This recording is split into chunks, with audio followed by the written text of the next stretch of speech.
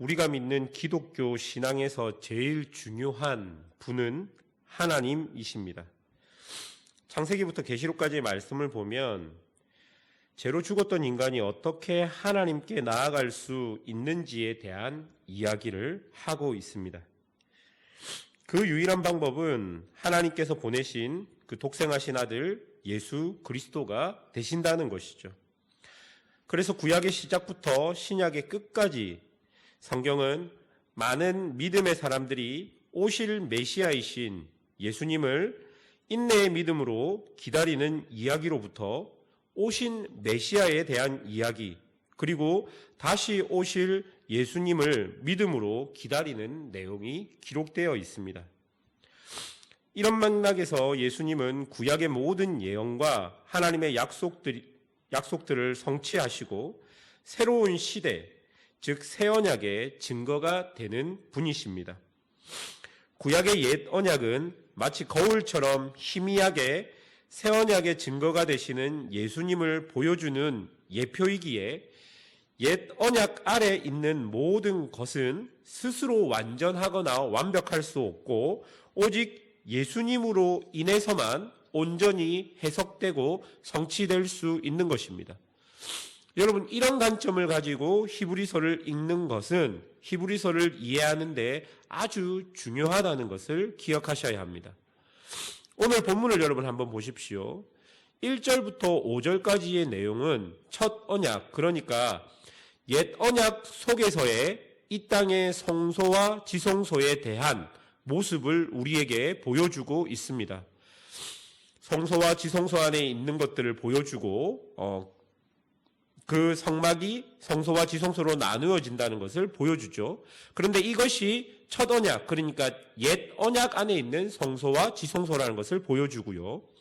그리고 6절에서 7절을 보시면 제가 한번 읽어드리겠습니다.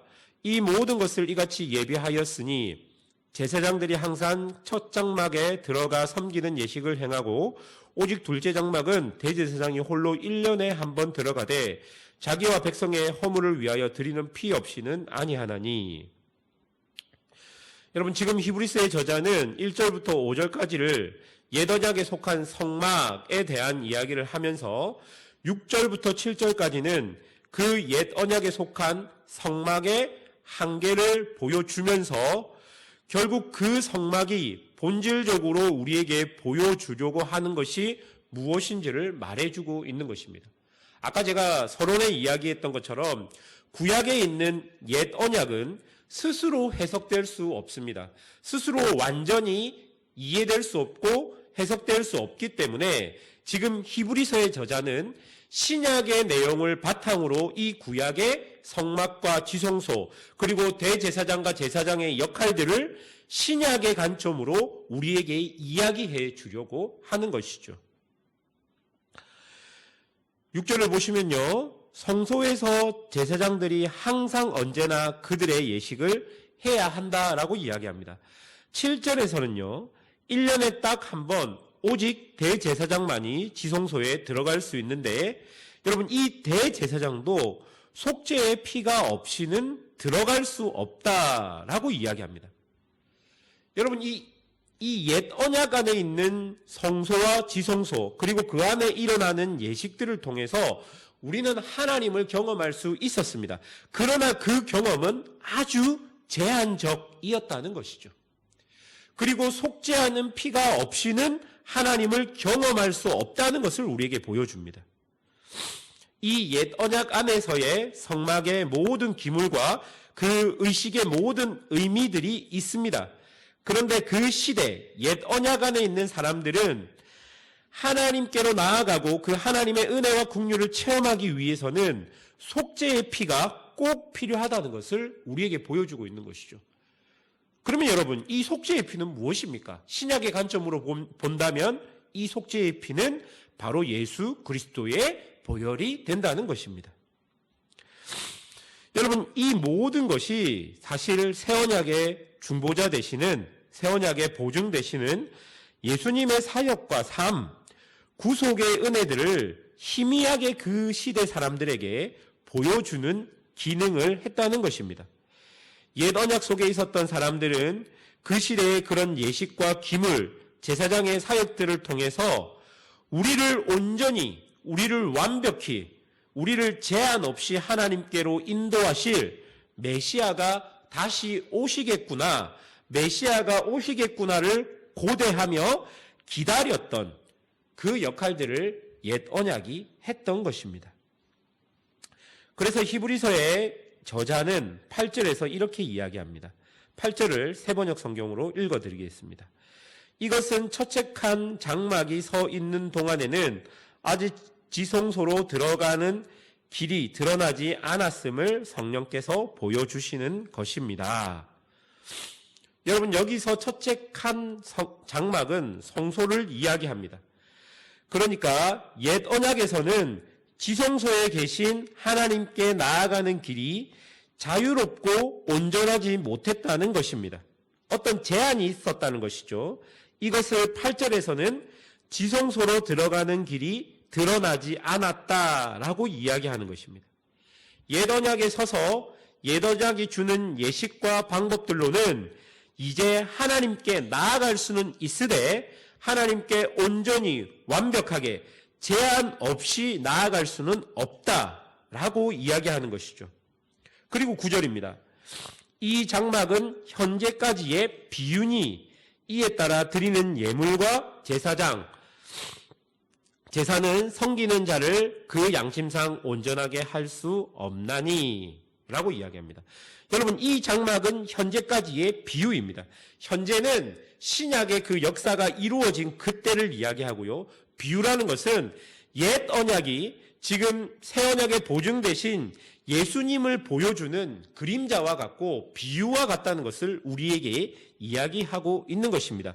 그렇기 때문에 옛 언약 아래서 성막과 성소와 지성소에서 드리는 예물과 제사로는 양심상 온전하게 할 수 없다라고 이야기하는 것입니다.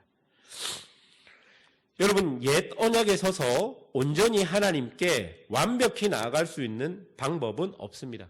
구약의 예식과 구약의 어떤 방법들을 통해서 하나님께 온전히 나아갈 수 있는 방법은 없습니다. 구약에 있는 사람들은 그 예식과 그 기물들을 보면서 우리는 지금 이렇게 제한적으로 하나님께 나아가지만 이 모든 것에 의미가 되시는 메시아께서 오시면 우리가 완전히 완벽히 제한 없이 하나님께로 나아갈 수 있겠구나를 알고 그 메시아가 다시 오실 것을 기대하고 고대하고 있었던 것이 바로 그 옛 언약 안에 있었던 사람들의 모습이라는 것입니다. 그런데 여러분, 예수께서 이 땅에 오시고 예수님의 그 공생애와 예수님의 십자가의 그 은혜를 통해서 예수님은 완벽하게 그 구약의 모든 것들을 성취해 내셨습니다. 그리고 본인 스스로가 새 언약의 보증이 되셨습니다. 그리고 우리는 그 예수님을 통해서 하나님께 완벽하게 온전히 나아갈 수 있게 된 것입니다. 지금 히브리서 기자가 얘기했던 모든 제한이 예수님 안에서 모두 해소됐다는 것을 우리에게 보여줍니다. 여러분, 이런 맥락에서 이 지금 히브리서가 쓰여진 이 시대에 다시 그 옛것으로, 옛 언약으로, 유대교로 돌아가려고 하는 사람들이 얼마나 어리석은 것인지를 우리에게 보여주고 있는 것이죠.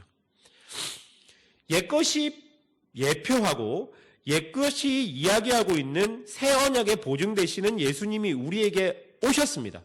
우리는 그 예수님을 통해서 완벽하게 하나님께 나아갈 수 있는데 그 시험을 통해서 그 완벽하신 예수님을 포기하고 다시 그 옛것으로 돌아가려고 하는 일이 얼마나 어리석은 일이겠습니까? 사랑하는 여러분, 요즘 시대에 옛 언약으로 돌아가려고 하는 모습이 무엇일까요? 그 시대에는 다시 유대교로 돌아가려고 하는 것이 옛 언약으로 돌아가는 모습이라면 지금 이 시대에 우리가 예수 그리스도를 믿고 있고 우리가 예수 그리스도를 통해서 하나님께 자유롭게 왔다 갔다 할 수 있음에도 불구하고 옛 언약으로 돌아가려고 하는 우리의 모습이 무엇이겠습니까? 바로 여러분, 우리가 익숙한 곳 혹은 안전한 곳으로 돌아가려고 하는 모습이 아닐까 생각해 봅니다. 여러분, 우리가 익숙하고 안전한 곳은 우리에게 옛 언약이라고 이야기할 할 수 있는 곳은 아마 세상일 것입니다. 믿음을 버리고 완전히 세상으로 돌아간다는 것이 아니라 여러분, 믿음을 가지고 있다고 하면서도 예수님 말고 세상의 것으로 하나님께 나아갈 수 있다고 생각하는 것이죠. 성경에서는 분명히 다른 길은 우리에게 주어지지 않았다라고 이야기합니다. 예수님도 본인만이 하나님께로 나아갈 수 있는 길과 방법이 된다고 우리에게 이야기해 줍니다. 그런데 우리가 이 땅을 살아가며 신앙생활을 하며 예수님만 붙들고 살아가기에는 우리 주변에 너무 많은 것들이 우리를 유혹하고 있는 것이죠. 그리고 예수님께서 우리에게 주신 방법은 2000년 전에 고리타분한 방법처럼 느껴질 때가 많다라는 것입니다. 그래서 계속 새로운 것들이 연구되고 발명되는 것이죠. 그런데 그 새로운 것들이 발명되고 연구되면서 점점 예수님은 약화되고 인간의 욕망이나 인간이 원하는 어떤 자극적인 것들이 계속 우리의 신앙의 것들로 덧칠해지고 있는 모습들이 우리 안에 있는 것 같은 현상을 요즘 시대에 우리가 많이 볼 수 있는 것입니다.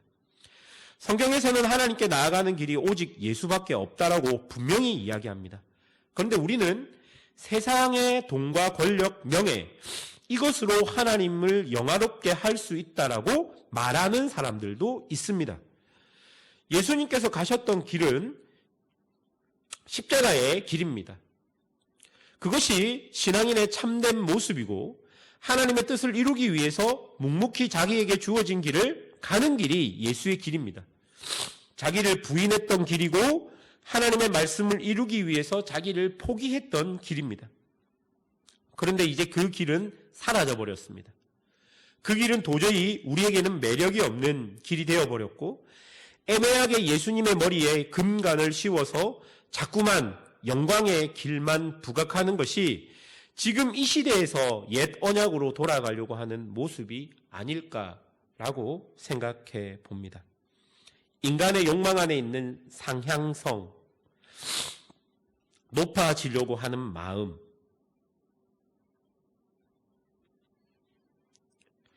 그런 것들이 우리를 계속 예수 그리스도 한 분만으로 충분하지 못하다라고 생각하게 만드는 것은 아닐지 생각해 봅니다. 화려함에 빠져서 예수를 잃어버리고 풍성함에 빠져서 부요함에 빠져서 예수를 잃어버린다면 지금 히브리서 기자가 우리에게 이야기하고 있는 그 옛 언약으로 돌아가려고 하는 어리석은 자의 모습이 2000년 전에 히브리서가 쓰였던 그 당시의 모습이 아니라 지금 우리의 모습일 수 있다는 것입니다. 오늘 이 새벽에 우리 스스로에게 한번 질문해 봅시다. 나는 오직 예수님으로 충분할까라고 한번 질문해 보십시오. 예수의 길을 따르는 것이 나의 신앙의 목적이 맞는 것인지 한번 질문해 보았으면 좋겠습니다. 우리가 이런 본질적인 질문 앞에 서서 정말로 내 신앙의 유혹과 내 신앙의 어떤 잘못된 모습이 있다면 그것들을 내려놓고 하나님께 더 가까이 나아갈 수 있는 그런 은혜가 우리에게 필요할 것입니다. 오늘도 그 은혜 속에서 살아가는 우리 사랑하는 성도들이 되시기를 주님의 이름으로 축원합니다.